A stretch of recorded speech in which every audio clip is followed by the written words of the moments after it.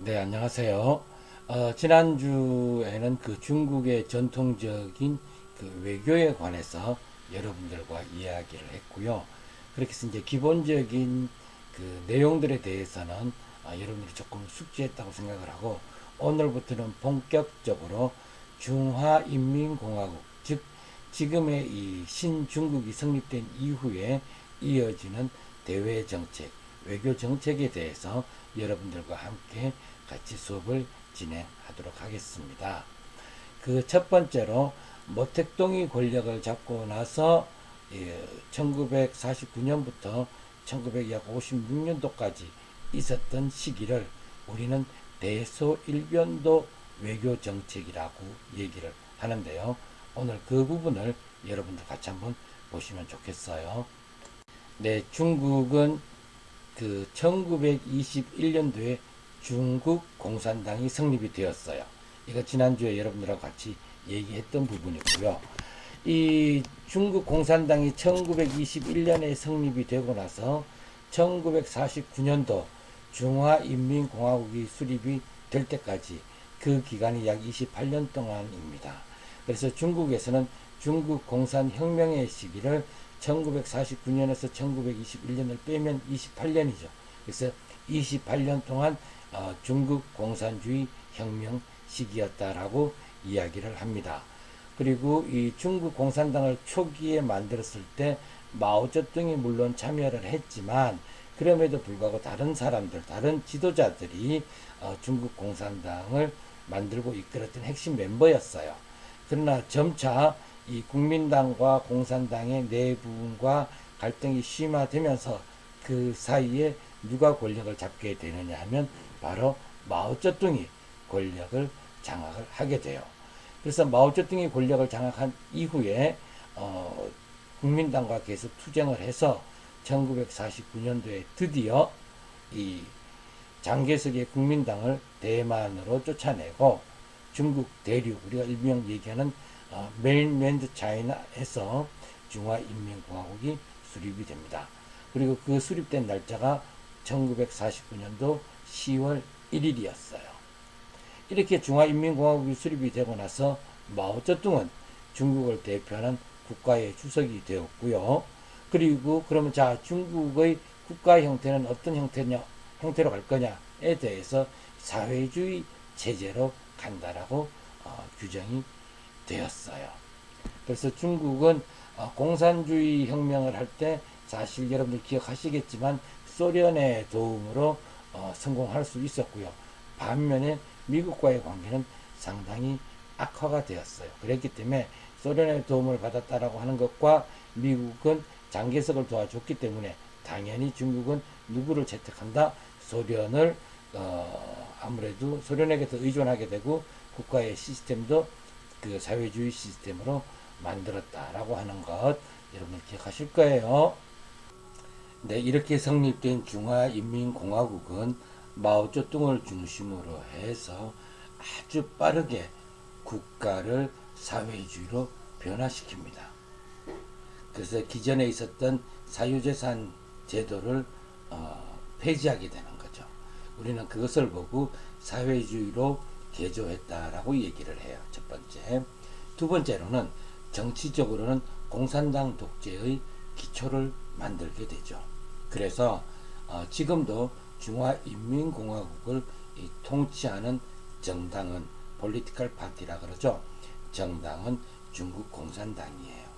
물론 그 이외에도 8개의 정당이 있기는 있지만 나머지 정당은 사실은 다 거수기 역할밖에 하지 않기 때문에 실제로 중국에서는 중국 공산당이 독재를 하고 있다.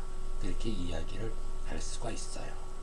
그리고 이때부터 마오쩌둥은 국가가 성립된 이후부터 즉 1949년도부터 1976년도 모택동이 죽을 때까지 모택동이 장기 집권을 하게 되죠.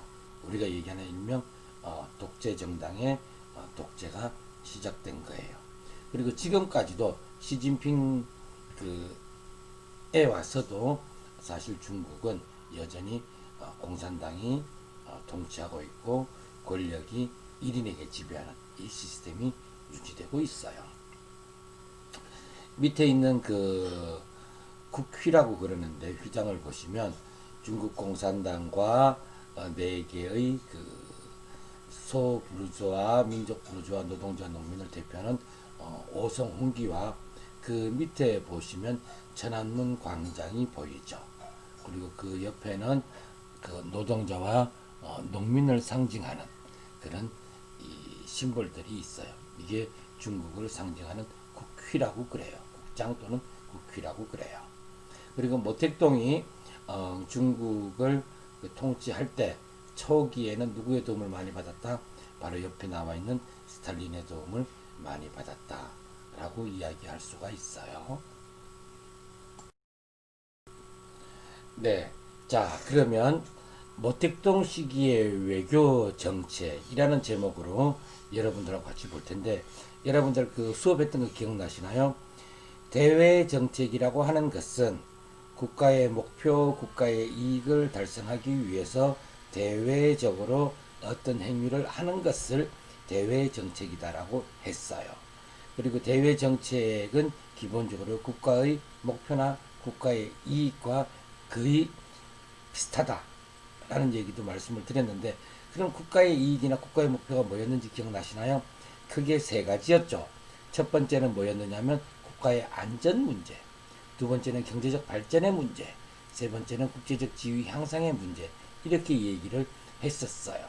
그러면 첫 번째 국가의 안전이라고 하는 부분이 중국 중화인민공화국이 막 수립되었을 때 담보가 되었을까요? 되지 않았을까요? 담보가 되지 않았던 거죠. 그래서 이 모택동 시기의 외교정책은 기본적으로 초기에는 국가의 안전을 위해서 그 정책들이 만들어지기 시작을 합니다. 그리고 외교 정책을 결정하는 여러 가지 변수들 여러분들 기억나실 거예요. 역사적 경험이라든지 리더라든지 지정학적인 이유라든지 쭉 있었는데 그 중에 하나가 바로 리더예요. 그죠? 지도자. 지도자가 어떤 사람이었느냐에 따라서 그 국가의 정책이 바뀔 수 있다라고 설명을 해 드렸어요. 특히 마오쩌둥 같은 경우에는 그 중국 공산당을 중국 공산당을 그 혁명을 이끌기도 했지만 중화인민공화국을 수립하는데 혁혁한 공로를 세우고 또 자신이 죽을 때까지 권력을 잡고 있었기 때문에 그 마오쩌둥이라고 하는 사람의 판단이나 마오쩌둥이라는 사람의 가치관 등이 중국 대외 정책에 당연히 크게 영향을 미칠 수밖에 없었다라고 하는 거죠. 그래서 먼저 여러분들 마오쩌둥에 대해서 간단하게 설명을 해드리고 넘어가도록 할게요. 첫 번째 마오쩌둥은 1893년도 12월 26일 날 태어납니다. 그리고 사망하는 날은 1976년도 9월 9일이에요. 그래서 20세기 그 19세기 말에 태어나서 20세기 중반까지 후반까지 이렇게 살았던 인물이고요. 그가 중국 그 공산혁명부터 중국의 그 사회주의 중국에 미친 영향은 말로 닿을 수 없을 만큼 굉장히 크다라고 얘기할 수가 있어요. 그리고 모택동의 고향은 중국의 그 남쪽에 있는 후난성 샹탄시엔이라는 데예요. 후난성이라고 그러면 상당히 그 혁명과 반란이 심했던 지역이에요. 역대로. 왜 그러느냐면 그쪽이 이제 생활하기가 좀 경제적으로 낙후가 되어 있었기 때문에 이 반발심들을 일반 민중들이 반발심들을 많이 가지고 있는 지역이기도 했거든요. 그러니까 대개 이 중국 보면은 먹고 살기가 어려워서 혁명이 일어나는 경우가 대부분이죠. 그리고 또 이 후남성 그러면 후난 그러면 그 우리가 보통 맵다 그러잖아요. 뭐 고추 그렇게 매운맛 그렇게 하는데 이 중국에서의 매운맛과 한국에서의 매운맛이 좀 다른 거 여러분 혹시 알고 계시나요? 중국 사람들 보고 우리나라 그 고추장을 이렇게 먹으라고 그러면 상당히 놀라요. 보기에는 너무 빨개서 먹으면 정말 매울 것 같은데 실제로 먹어보면 한국의 매운맛은 이 고추장은 좀 단맛이 나네요 라고 놀라면서 이 한국의 고추장을 굉장히 좋아해요. 거기에 비해서 중국의 이 매운맛은 그 마오쩌둥이 태어난 호남성 쪽은 굉장히 맵기는 한데 좀 향기가 나는 맵다라고 그래요. 그래서 이 한국의 매운맛은 단 매운맛이다. 그래서 티엔라라고 그러고요. 호남성 쪽의 매운맛은 샹라라 그래요. 향기가 나는 매운맛이다. 향이 있다라고 하는 거죠. 그리고 최근에 그 유행하고 있는 마라탕 하는 마라의 그 마는 그 스촨성, 즉 사천성 쪽의 매운맛인데 거기는 입안이 마비될 만큼 맵다. 그래서 마라라고 그래요. 그래서 이 매운맛도 한국은 티엔라, 그 다음에 호남성, 즉 모택동의 고향인 호남성은 샹라, 그 다음에 사천성은 그 마라 이렇게 되어 있다는 것 여러분들 그 알고 있고요. 그리고 이거 모택동에 대한 그 평가를 보면은 마오쩌둥은 당연히 정치가죠. 그리고 군사가예요. 군대를 굉장히 잘 동원을 했죠. 그리고 외교라든지 기타 대외 관계에 있어서도 전략이 뛰어났기 때문에 전략가라고 얘기를 해요. 한편으로 이 어릴 때부터 책을 좋아해서 또 서예를 잘 하기 때문에 시도 잘 쓰고 글씨도 잘 써요. 서예도 잘해요. 그래서 시인이다 라는 이러한 그 평가도 받고 있는 사람이 바로 마오쩌둥이에요. 어쨌거나 모택동은 그 후남성 쌍담형에서 태어나서 1918년 호남성 제1사범대학교라고 하는 곳에서 공부를 하고 졸업을 하죠. 그 이후에 베이징에 올라와서 북경이죠. 북경에서 그 북경 도서관에서 사설을 하다가 당시 북경 도서관의 그 관장이 이 공산주의 사상을 받아들였기 때문에 자기도 거기에 따라서 같이 공산주의를 배우게 되고 1921년도에 중국 공산당에 참여를 하고 또 공산당을 설립하는데 그 몇 명 중에 한 명이 되었어요. 그리고 1927년도부터 1949년도까지 이 첫 번째 제1차 국공내전이라는 것이 있었어요. 제1차 국공내전은 뭐냐 하면 1924년에 손문이 소련과 같이 힘을 합쳐서 국민당과 공산당을 이렇게 합작을 했죠. 그걸 제1차 국공합작이라고 그랬는데 손문이 1925년도에 간암으로 죽고 나자 그 다음에 권력을 잡은 사람이 장제석이었어요. 근데 장제스는 국민당을 지지하는 세력들 중에서도 특히 자본과 지주, 금융과 뭐 대기업들을 지지하고 서로 후원했기 때문에 노동자와 농민을 그 대표한다는 공산당하고는 맞을 수가 없었죠. 그래서 장제석이 대대적으로 국민당 안에 있는 공산당들을 토벌하기 시작해요. 그래서 국민당과 공산당의 이 국공합작이 깨어지죠. 그렇게 깨어질 때부터 그 마오쩌둥은 국민당과 이 투쟁하고 또 그 싸움을 하는데 나서게 되죠. 그래서 우리가 보통 그것을 제1차 국공내전이라고 그러는데 그때도 마오쩌둥이 그 찐강산이라고 산에서 활동을 했고요. 주로 모택동이 활동했던 그 전략을 보면은 위에서도 그 전략가라 그랬겠지만 유격전, 요지짠이라 그러죠. 왜냐하면 장제석의 군대가 세력이 훨씬 더 크고 자신들의 세력은 작았기 때문에 정면으로 대치해서 싸움을 하게 되면 백전백패라는 걸 잘 알고 있죠.